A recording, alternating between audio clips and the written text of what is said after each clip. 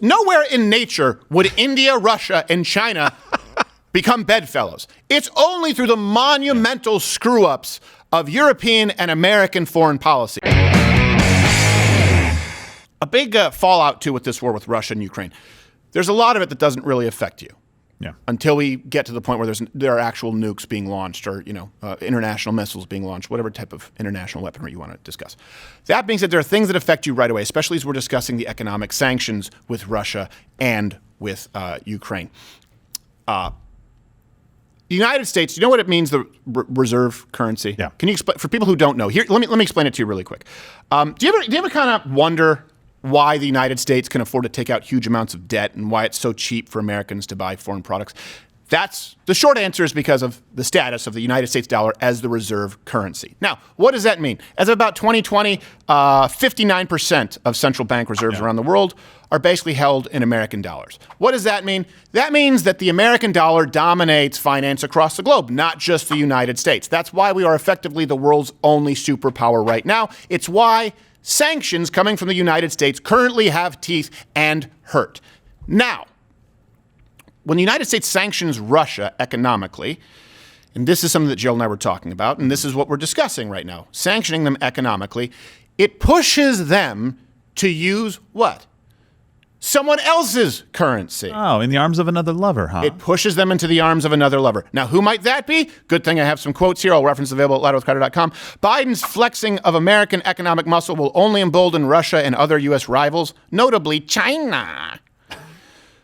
To the chickadee China, to deprive the United States of the very power that makes sanctions so devastating. Russia and China will expedite initiatives to de-dollarize their economies, building alternative financial institutions and structures that protect themselves from the sanctions. So, look, let me give you an update on what this means for all of you, okay? Because if this happens where the United States loses its reserve currency status, it will destroy life as you know it. And as Christians, that's where you're going to have to start finding comfort by God's definition, not comfort by your definition. But it will destroy your life as you know it. Not saying you're going to die. What I'm going to say is everything that you know, how you purchase things, the kinds of life luxuries that you can enjoy, gone in a flash.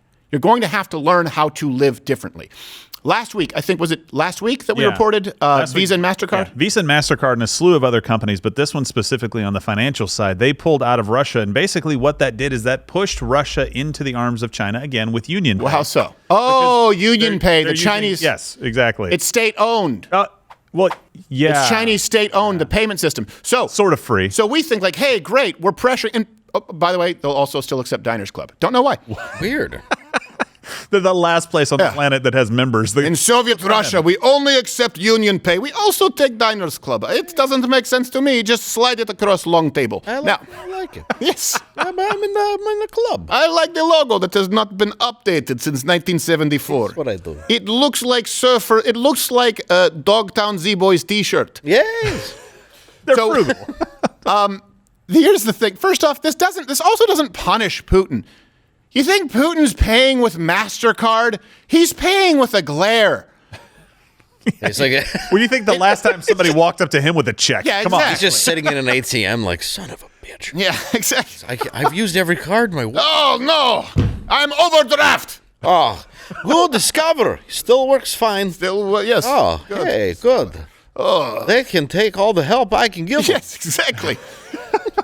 So this is obviously, we know about this, okay, Russia and China. And we've talked about this. Russia and China should not be allies. Yeah. They should hate each other because Russia now is vehemently anti-communist. At least that's what Putin says. But we've seen them now creating these alliances. We talked about the wheat embargo. Yeah. That's a big Selling deal. a ton of it there, right? Selling a ton of oil. Right. Real wheat. China. But it's not just Russia and China. And this is something else that maybe you could bring it. Yeah.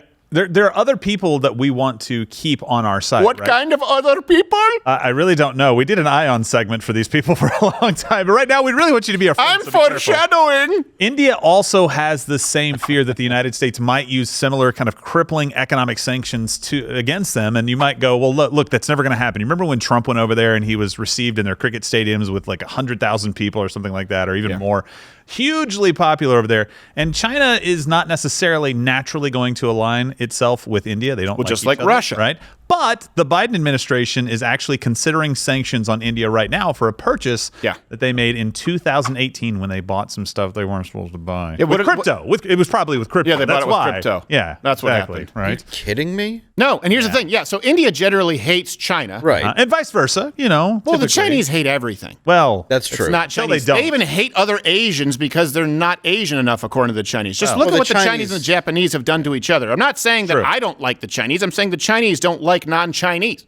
The Chinese don't like the Chinese. That's true. well, They're not Sort of good like to their the French. people. on which Yeah, Chinese? not good to their people. The French don't like the French. That's why when you get down to the people who no one likes, the French in France just make fun of the French from Quebec, and the French from Quebec just make fun of the French from France. It's just silly. They're just silly. So irrelevant. Yeah. You guys are silly. They're just each other's Good wine, but- berate whipping posts. So India hates China so much. To give you some historical context, they actually bought a missile defense system from India. Bought this from Russia largely to protect against China.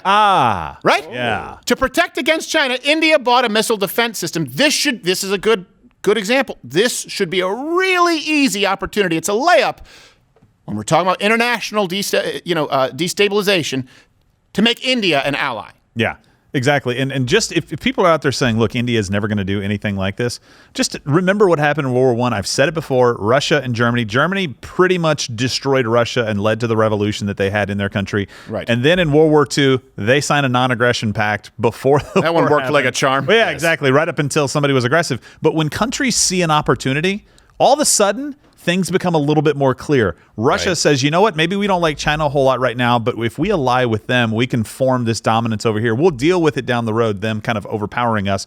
Same thing with India. If Did we you mean don't to say like- ally or align, but you mix the two? Did I say ally? Yeah. Well, I Admonish him. thought you were talking about my Admonish him. Invisalign. Admonish him. I think that might be a proper usage of that word, but maybe not. I disagree. So if you will Can we do the other align- admonish, Yeah. please? No, that's the appropriate don't- use of that word. And Muhammad didn't have sex with a 6-year-old. Go on, Gerald. Right. Play a Go on, cello Gerald. over here talking about India.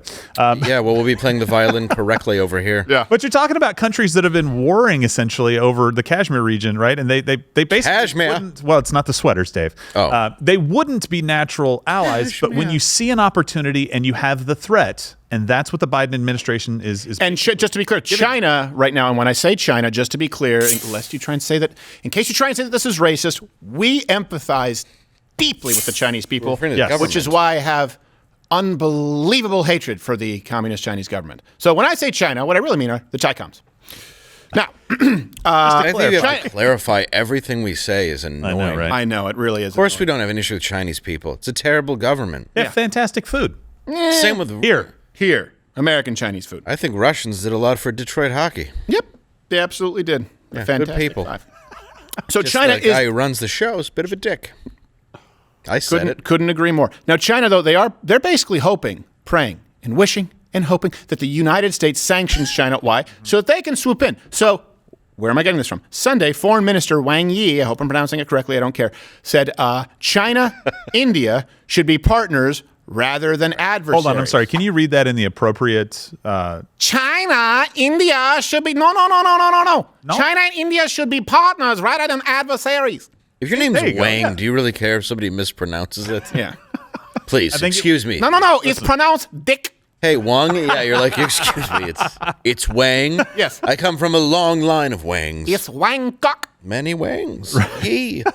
Wang. Yee. Middle name Pink. Oh, well, it just seems like you're putting that on. Yeah. Don't tell me what my name is. This is my cousin Yang Wow. Say my name. Say my name. My name No. sounds like penis. So, Boy.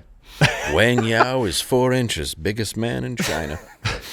now also, this is something else we need to recognize that India is a major partner to the United States, right? Yeah. And they now need to. Well, look, They're they a need a hedge. hedge. Yes, Yeah. they are a hedge For us. against China in the Pacific. Right. And China is trying to take over as much as they can. And we have this kind of group of 4 countries called the Quad. India is a part of that currently right now, United States, Japan, and Australia. Right. Does Australia does a ton of trade with China. Do they look like a non-authoritarian regime right now? Do they Right. look like they're leaning towards Western democracy, or do they look like they're leaning towards Chinese authoritarian? Right. Right? This is a problem because if India goes, that's we talk about this in a second, but we said it yesterday. It's 2.9 billion Exactly. people combined with those 3 countries. And if Australia joins, it's U.S. and Japan, and that's it over there. So put it this way, right? You're saying, okay, no more oil coming to the United States from Russia. Okay. All right, what's going to happen? Well, this oil is going to be offloaded somewhere, so you're going to increase trading between Russia, China, and now India may want to get in on that action. So if they create an alliance, which really should never happen. Never have happened. No. This nowhere in nature would India, Russia, and China become bedfellows. It's only through the monumental screw-ups of European and American foreign policy. So now you've created a scenario where 2.9 billion people, that's almost half of population Earth, could decide to no longer recognize the United States as reserve currency. And what does that mean? Well, guess what? It means that our sanctions no longer have teeth. Yeah. And what does it mean for you specifically? Well, you think inflation is bad now. You're talking about unbelievable inflation if the United States dollar is not the reserve currency. You're talking about unbelievably high interest rates. So we just look at that and you say, oh, okay, a credit card. No. Look, increased inflation. Do you want to buy a gallon of milk? We're not just talking about gas. We're talking about everything. And we're also talking about devaluing your dollar. Do you want to send your kids to a private school? Do you want to be able to take your kids to Six Flags? Do you want to be able to buy a candy bar? Do you whatever it is. We're talking about inflation, the likes of which you have never seen. Yeah. Interest rates. Do you want to buy a home? Well, that's almost out of reach for many middle-class Americans now. And that's not because of the market. That's because of too big to fail companies snatching up, single-family homes right now like BlackRock. Oh, crazy. So high interest rates. You want to buy a home? Car? Want to buy a car? The Tesla you're supposed to go out and buy? You're supposed to buy. Come on. Wow, there's $15 gas for the rest of the plebes. Well, you can both get a Tesla. That's the price of a home. Right. Yeah, exactly, at this point. Our debts, by the way, can be called in. Yeah. So what does that do? That weakens the dollar internationally. It basically would weaken the American standing, right? The standing of the United States. Right now, you have not experienced a world, you right now watching, you've not experienced a world where the United States is anything other than the sole economic and global superpower. Yeah. And up until recently, I believe that we were usually on the right side of history. That's my biggest concern. That's my biggest concern with this administration right now. Yeah. Is we could, I hate to say it, I love this country. I will fight to defend this country. That's why I moved here from that shitty country known as Canada.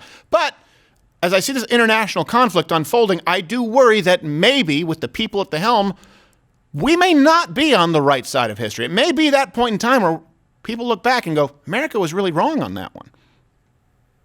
That's what's scary to me. And you've never lived in a world where the United States is not the sole global superpower. And do you know what global superpowers looked like before the United States? Look at the English Empire. Look at the Ottomans. Look at the Turks. Look at the Romans. They never fought a war for someone else to give them back their stuff. Yeah. The fact that Canada exists is proof that this is an unbelievably unique superpower. There's nothing they could do to stop us. We could take over Mexico and be in the drug business. It's very lucrative. Yes. And by the way, I think Purdue is actually doing that right idea. now. Ah, well. I'm in. So if these three countries get together and it seems like they are moving that way, we don't need to go to war with the military to already be at war. And you were making this point too. At what point do we say we are at war? How are we not? How is this not war when you're funding somebody to defend against an invasion? You're actually saying, hey, we need to give them... They'll stop at sending aircrafts from Poland, which is happening right now, but they're like, yeah, but we'll give you like billions of dollars to buy some if you can find them. Right. Come on, I don't know how this is not war. And by the way, think about this for a second. We're thinking about sanctions on India for what? For purchasing? Yeah, missile defense. For purchasing missile defense? That's a good idea. Okay, so we're punishing them for what? For trading military equipment with Didn't the United States do that with Ukraine? Didn't we sell them some shit that could hurt people? I think, but So we can do it, but other countries can't? They're white. Pardon my ignorance. Are we pretending we're not at war? Are we still doing that? Is that happening today? I'm serious. I thought that was official. I didn't get the memo. Oh, okay. I don't know. I still don't know if it's okay to do blackface or not, because I know Megyn Kelly just talked about it on a show and she was fired, but then there's a sitting prime minister who's done it like 900 times. Yes, but Megyn Kelly doesn't hurt a bunch of people. Right. Well, she does with her stare. Oh, that's true. It's like looking into the sun. I imagine it's hard. No, I don't know her personally. Not exactly, but, you can levitate an X-Wing. So my point here is, look, you've had it so good for so long, so many Americans, that you feel as though you are removed. Well, let me ask you this. Let's think of it this way. Do you feel removed right now? Could you talk with someone in Ukraine on, I don't know, instant chat, on Snapchat? Could you, whatever app, Discord, can you play a video game with them? Can you, up until recently, I don't know how it works, but I'm sure you can probably still play with whoever in Russia can afford these video game systems. Same thing with Japan, same thing with Taiwan, right? Do you really feel that disconnected, or do you understand that you are closer than ever? Because war is going to be fought through information and through economic punishment. So don't think of this as happening in some far-off land. Just like that guy in Call of Duty can blow your ass away, guess what? Your dollar, our dollar, can be blown away if we keep screwing up. And we've been screwing up monumentally. Have you felt it at the gas pump? Have you felt it at the grocery store? Have you felt it, really, in anything? Take your pick. Right now, you can point to anything in this economy, okay? And you could have pointed to it before Russia-Ukraine and asked if it was better. Point to anything. Think about it. Employment. No. Gas prices. No. Take anything that exists economically in this country or your creature comforts, point to it. No, it's not better. And it can get a whole lot worse if you understand what can happen when 2.9 billion people decide that the United States is the big evil of the world, and without firing a shot, they make it so that you will be a permanent class of renters. You will never own anything. You will own nothing, and you will like it. Oh, I forgot, though. That's kind of the goal, isn't it? Watch Louder with Crowder live, Monday through Thursday, 10 a.m. Eastern.